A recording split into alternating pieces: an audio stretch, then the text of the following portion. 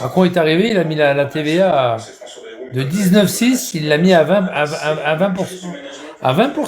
Politique, enfin, pardon, mais l'État français dysfonctionne. Je le disais, pendant le Covid, on a vu que les ARS, ça n'avait absolument pas fonctionné. Quelles conséquences ça a eu? On n'avait pas de masque. Vous savez combien ça nous a coûté en point de PIB, le fait qu'il n'y ait pas eu de masque? Non plus, travailler, y compris dans les usines au début du Covid. Regarde, Amar, tous ces mecs-là qui arrivent d'Algérie, qui prennent des postes de travail, on nous fait encore de la merde.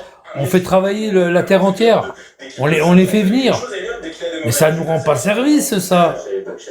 Moi, j'ai vu un mec qui cherchait une place de chauffeur routier quand j'étais à Avignon. Un mec qui cherchait une place de chauffeur. Parce qu'il est parti de sa boîte. Il est parti à TER et TER, ils l'ont pas pris. Mais pourquoi? Parce que ce gros PD, il est arrivé d'Algérie, il a dit, moi, je veux travailler. Il a pris le boulot de quelqu'un d'autre, c'est tout.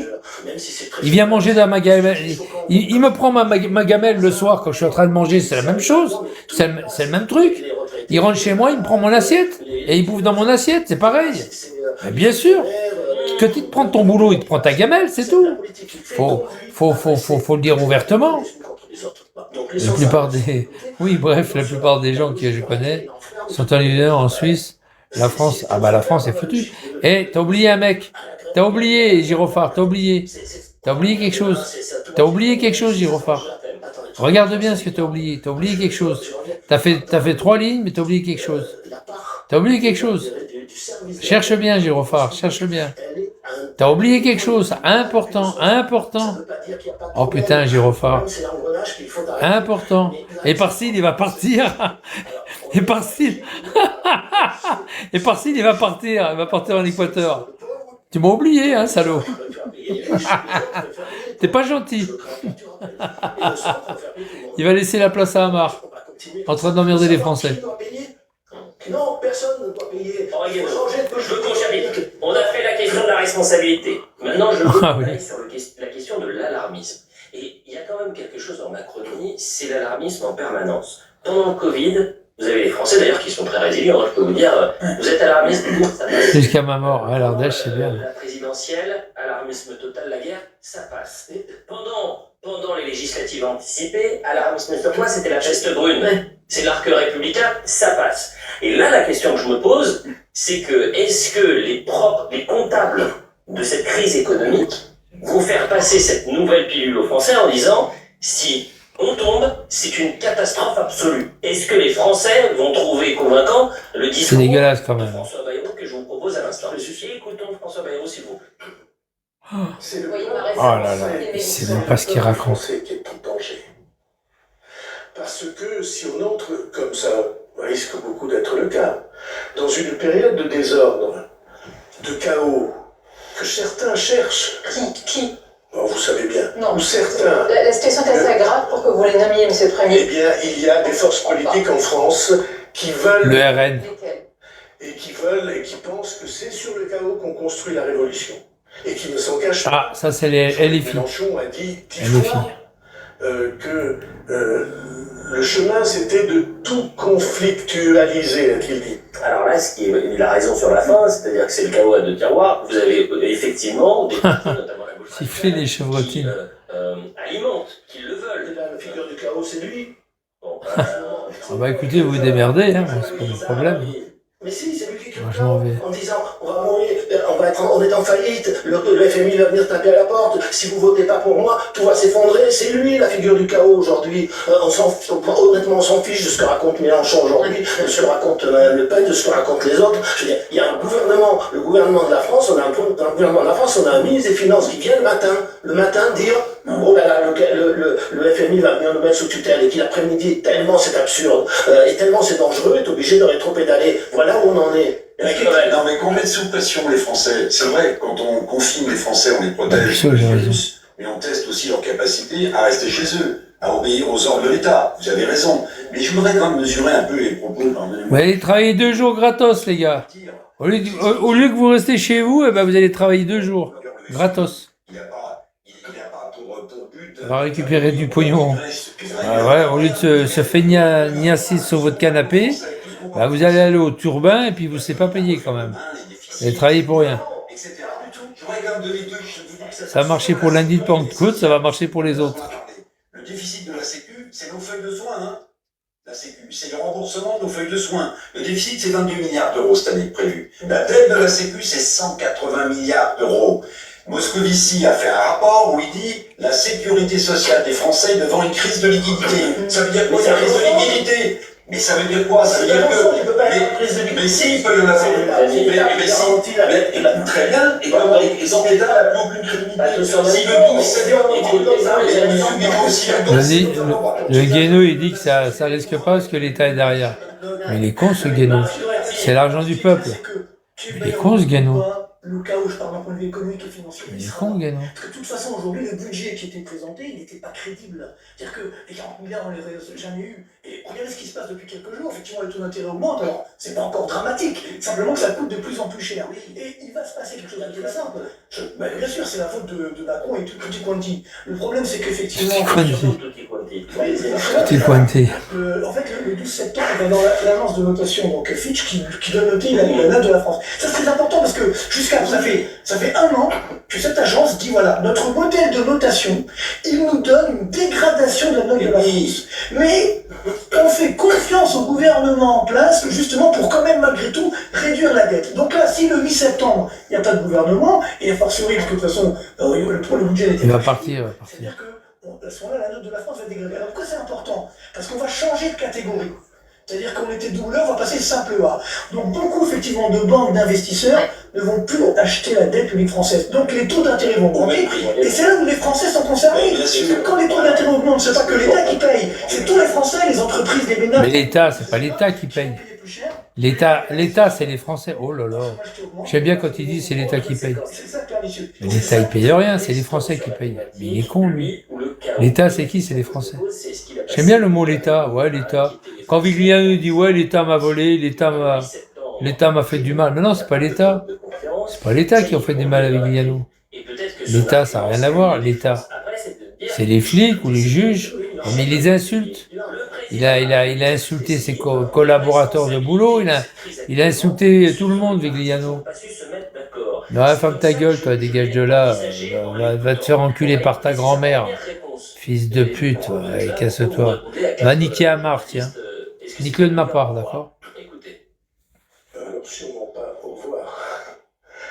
D'ailleurs, c'est pour ça que vous avez dit aussi différente et aussi originale. C'est parce que le sujet est crucial. Et le sujet, la question, ce n'est pas le destin du Premier ministre ou de François.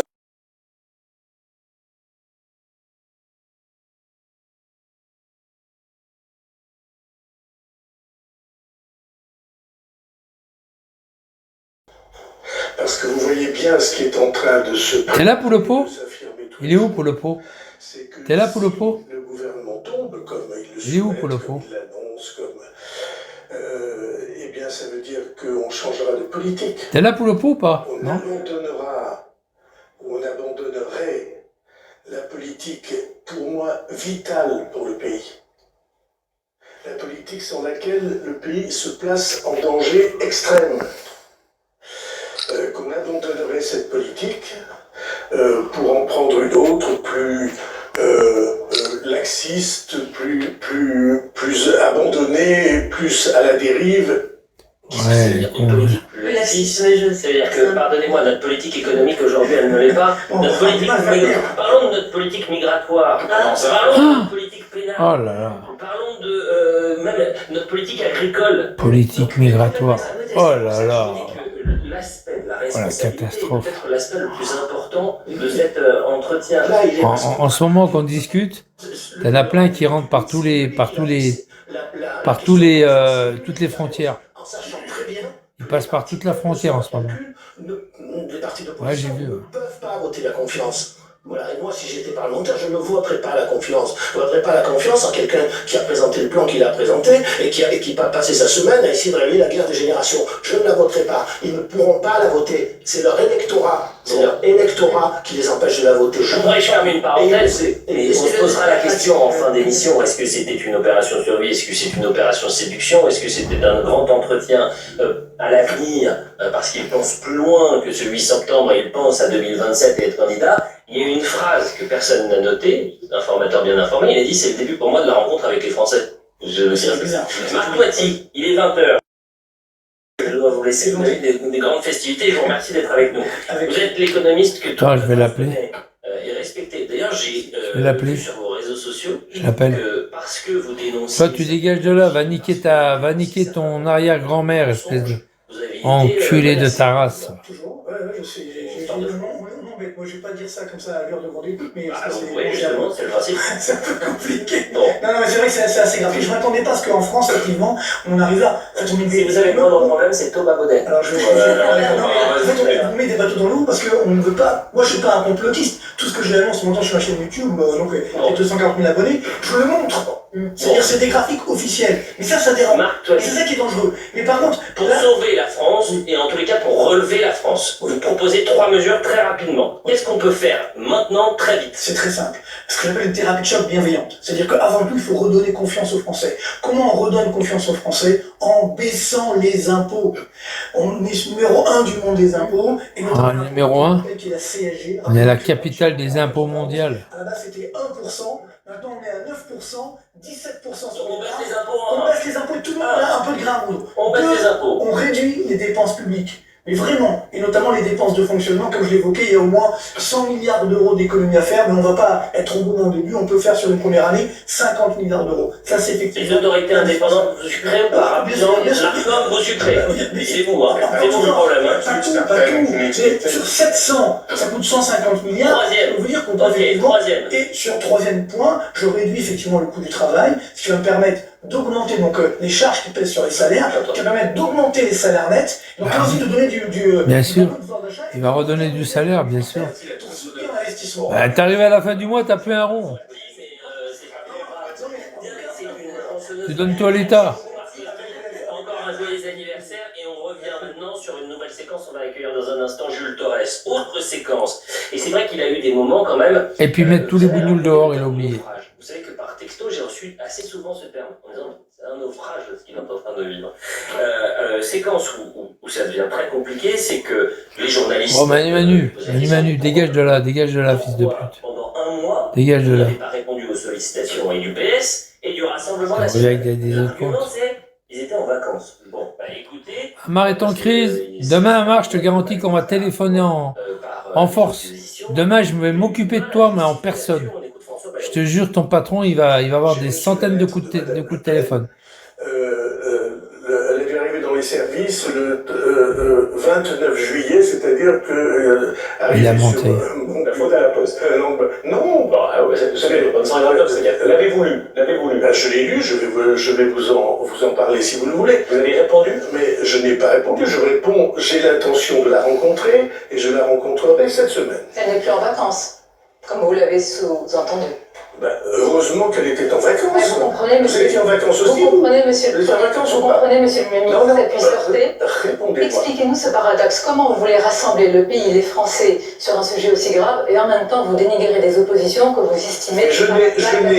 Mais vous êtes formidable. Ouais, c'est ça. Il dénigre. Si, il dénigre.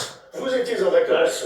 Vous étiez en vacances. Le seul qui n'était pas en vacances. C'est lui. Donc, Vraiment, toi. On a la sensation quand même que c'est même pas des rames, c'est-à-dire qu'il n'est là une nouvelle fois pas très convaincant. Et puisqu'il parle du Rassemblement National, puisqu'il parle des vacanciers, on va aller voir un vacancier qui est d'ailleurs tout bronzé, porte-parole du Rassemblement National, Alexandre Nikolic, merci d'être avec nous.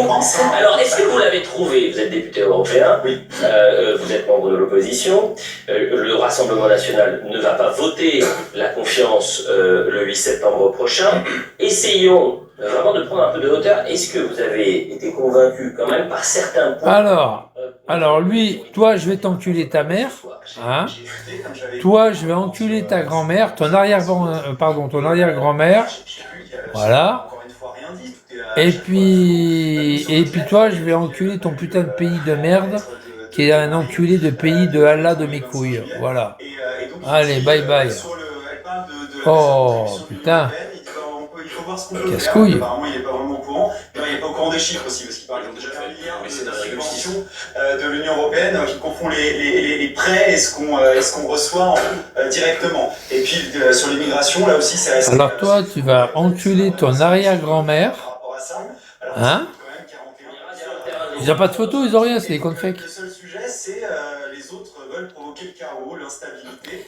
Toi, tu vas alors niquer ton arrière-arrière-grand-mère.